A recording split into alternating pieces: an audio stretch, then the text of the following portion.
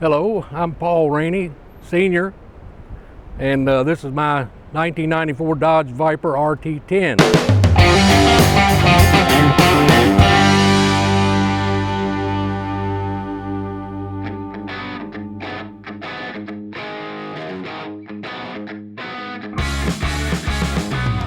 Little history there. First time I saw one of these Vipers was the Indianapolis 500. My son and I was there, and we saw a red one, it's a pace car. And I told my son then, I'm going to buy one of those one of these days. Took me a few years, but I wanted a black one, and they didn't come out till '97.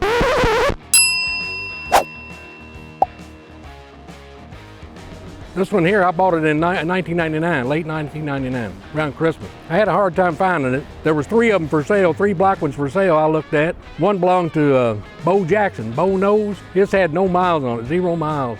Dodge had given it to him for winning something, some kind of MVP. And anyway, long story short, he wanted $20,000 more than it was worth, so I had to pass on that. The second one I looked at belonged to Chris Farley, who had just died. He was a Saturday Night Live guy. I was talking to his brother, and he wanted about $10,000 more than it was worth, and I just absent-mindedly said, well, look, he ain't Elvis. It ain't worth $10,000 more because of Farley.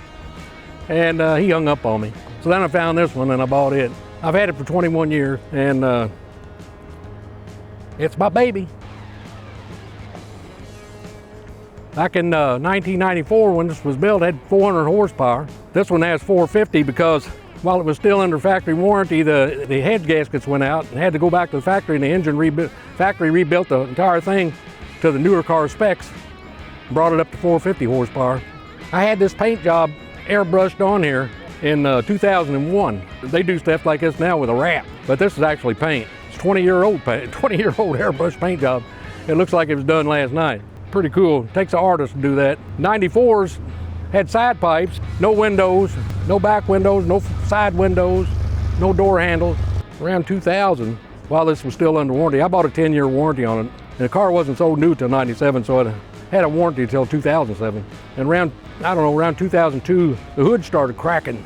And it turned out that was a defect in the way they manufactured the first hoods, and they couldn't repair it. It cracked all over. It looked like it's terrible. Anyway, Dodge didn't have any hoods at that time. They were all gone. They only made a few thousand of these cars, so they didn't have any spare parts. So they wanted to give me a new hood, but they didn't have any. They spent a couple of months hunting, and finally they got this hood. They took it from the racing team. There was 3 Dodges racing at the Daytona, 24 Hours Daytona. It was one of their spares.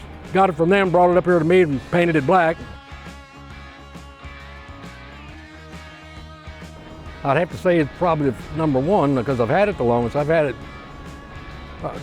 it 21 years, and I've had a bunch of other cars. A Shelby GT350. I've had Mach 1s. I've had every kind of Mustang you can buy, convertibles. I've had several vets, old vets. The only car I really regret selling was I had a '57 Chevy Bel Air convertible that I sold to my brother for $300. And that's the only car I regret selling.